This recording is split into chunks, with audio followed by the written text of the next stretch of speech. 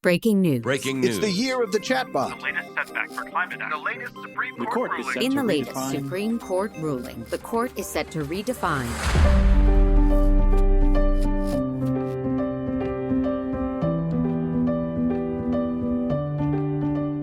Hi there, and thanks for tuning in to this episode of Mission Forward. It's Thanksgiving Day here in the U.S., which makes it a perfect time to pause and say thank you to you, my dear listener, for following this show, for contributing to its content, and for sharing the lessons that we learn here together. I am so grateful for you, and I thank you for giving me the honor of making this show for you each week.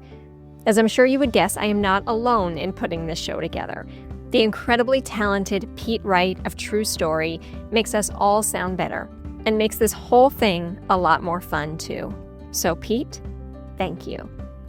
And to our community engagement manager, Sadie Lockhart, who does awesome work week after week, making sure this show is getting in the hands of the people who benefit most from it, thank you too, Sadie. So Pete, Sadie, and you, our listener, thank you for making this world a better place, one day and one kind act at a time. Now, on to today's show and another reason for gratitude. Today, we've got the great Stacy Palmer with us from the Chronicle of Philanthropy. Stacy and I head back in time today, 10 years exactly, to see what the state of philanthropy was like in 2014 and what it's like now. We share some stories, some memories, and a few good insights to help you prepare for the year to come. So, listen in, enjoy, and thank you again. I'll see you on the other side.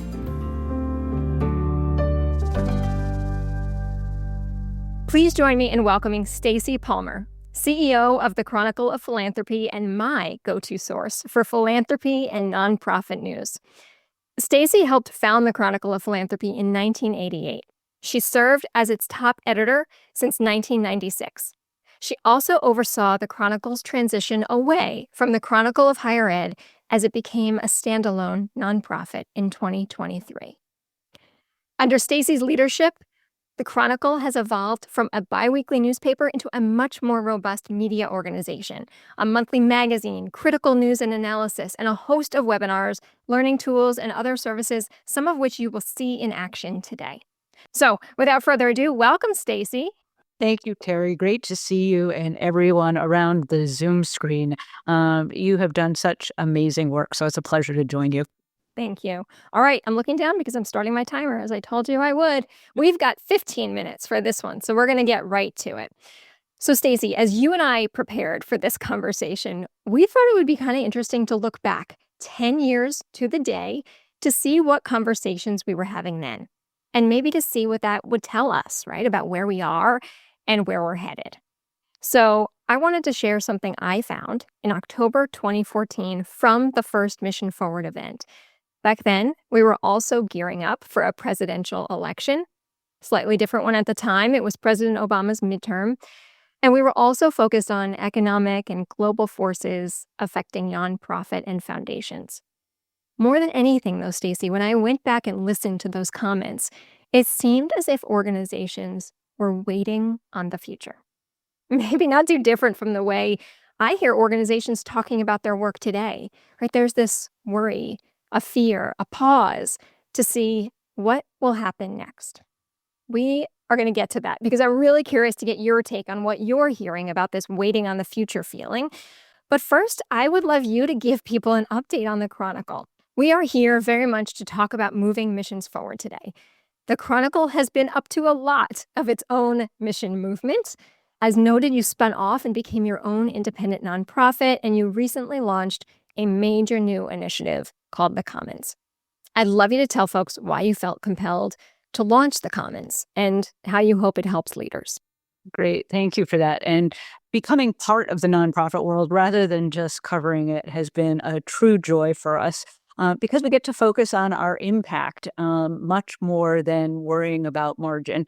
Not to say that that isn't important. Of course, it is for nonprofits, but really to say, what difference can we make? And so when we were thinking about becoming a nonprofit, we decided to ask a lot of experts about what could we do? What would be important for us to do? There's no point in just transforming ourselves for the sake of doing it, but we wanted to make a real difference.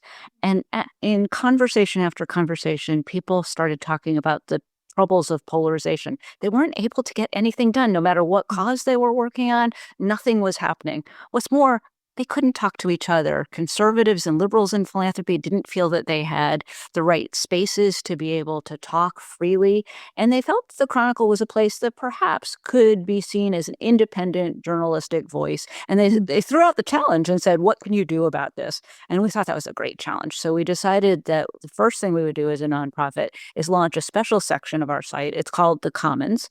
And it's to talk about all of the divides: gender, race, rural, generational, all the different kinds of things that are keeping us apart. And we see that obviously in the nonprofit world and in the rest of the world. And our goal is to give people the tools they need to be able to deal with these divides. Who's doing it right? What's happening? Where's philanthropy getting in the way? So we ask all of those kinds of questions throughout the Commons.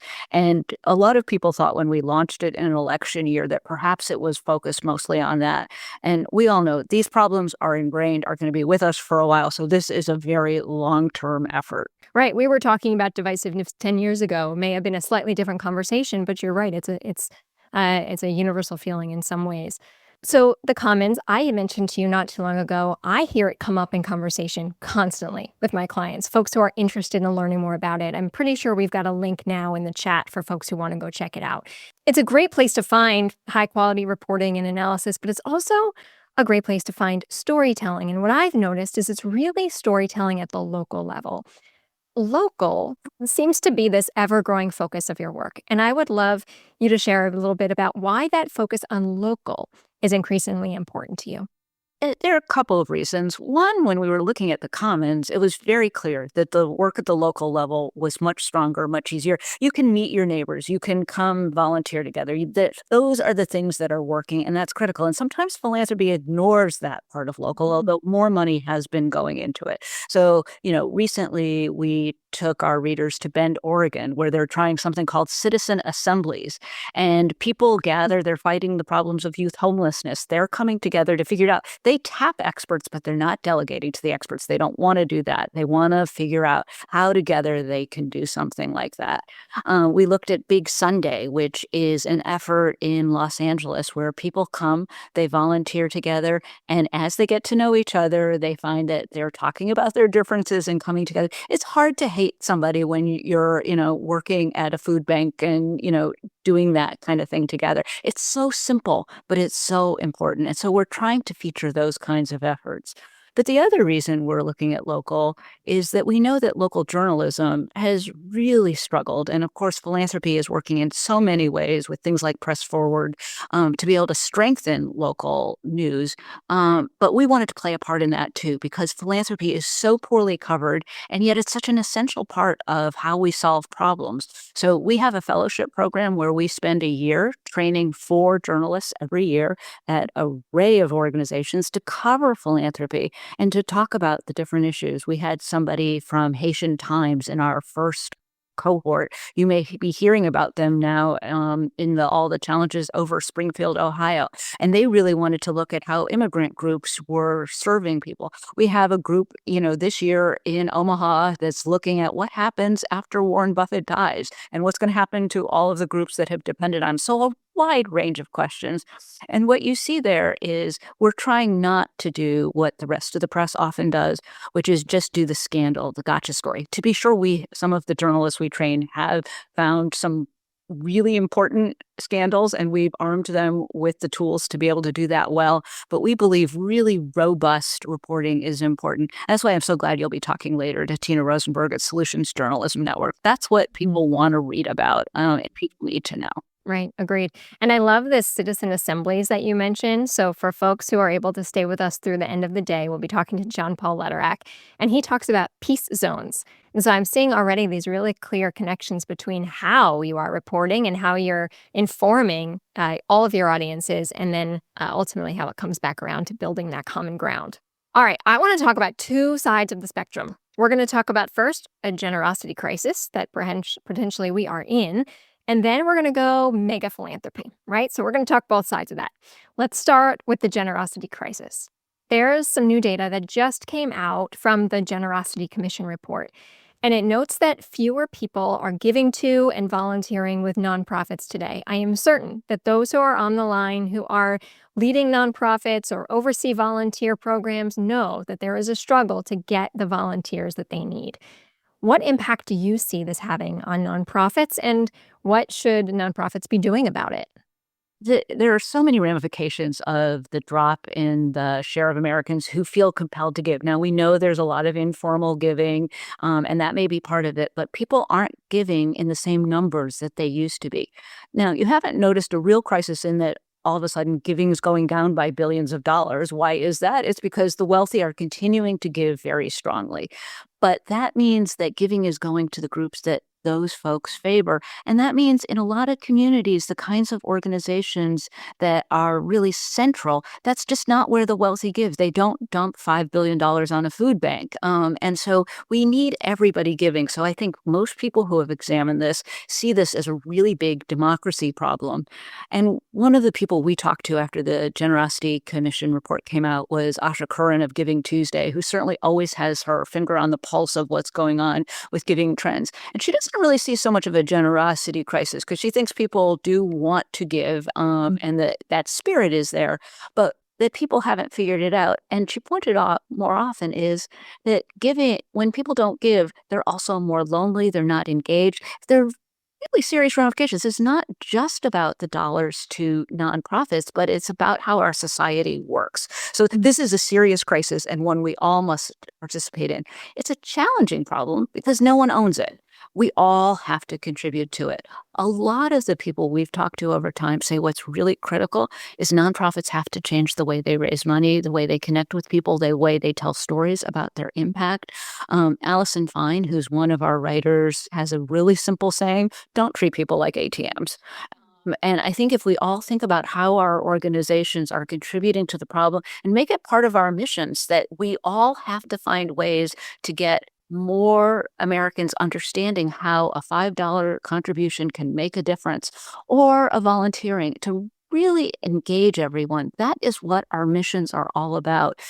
And we have to come together. Some of it, to be sure, is about government policy and all of those kinds of things. So I'm sure people will be talking about tax incentives and those kinds of things. But that's not as much as in our control as how we raise money, how we bring people into our missions and really invite them to participate. So I'm hearing you really say it's about relationships and how nonprofits are building and keeping and preserving those relationships, but maybe also extending to new relationships. All relationships matter. Absolutely. All right, so let's look at the other side, Melinda and Mackenzie. You have a new report, actually, that just came out from the Chronicle. You can learn more about Mackenzie's giving. But there's something really interesting about the two women and the transformational giving that they have been doing in recent years. And I'd love you to share a little bit what you see. What's important to note about their distinct strategies in giving, and how might they change the future of the philanthropic field? I think they're having a giant impact. As people see what they're doing, they're fascinated. The stories that we write about both of them always draw the biggest audiences. So everyone wants to know. And we all know role models are really important in philanthropy. So they're having a big impact. What ties them together is the fact they both really care about giving to causes that have been long ignored. They give to things that aren't necessarily the high-profile things. Melinda Gates, as we all know, is very focused on women and girls' causes. That has not gotten the attention of philanthropy nearly in the number that it has. Mackenzie Scott gives to a really broad range of groups, but she really looks for organizations that haven't necessarily been the darlings of philanthropy and has transformed them. So I think that's something that really brings them together. What Melinda does that's different than Mackenzie, who we barely know, Melinda, who we see everywhere now, she's really grabbed the bully pulpit and sees that as an important role in philanthropy, especially in this political year. She's combining philanthropy and politics in an important way. And I think that's a vital message for people in philanthropy to see, speaking out, talking about the causes that matter, that money is hugely important, and especially the billions that they have are incredibly significant, but so too are their voices. I want to go back to that first prompt I gave you. There's that feeling of waiting on the future, right? That many nonprofits are expressing the need to wait. Wait until after the election, wait until after the inauguration, wait and see what we should do. But we are seeing very different trends from philanthropy who believe they can't afford to wait, right? So take All by April, the campaign that was designed to move as much money as possible early in the 2024 election cycle. And it was designed to fund efforts that could help recruit poll workers, organize nonpartisan voter registration drives, really think about how we could best support local election officials and support those who are often not represented in the election process, right? All by April was no big or no small deal. It mobilized $155 million in new grants, and it accelerated these payments, right? Rather than waiting until the year and giving money out throughout the year, they really accelerated that money to pro-democracy organizations. So it's kind of two sides, right? Waiting on one camp, but really fast forwarding on the other. I'd love to know what you're seeing. Are you seeing more paralysis in decision making, or are you seeing more forward momentum? So there's a mix, of course. And we have a story coming out in a couple days about scenario planning and how some nonprofits are doing that work now. There's some simple tools. You can spend a day doing it. They're all included in this article. So watch the Chronicle for that story that will help people figure out how to do it. There's a lot of concern for some groups about things like political violence.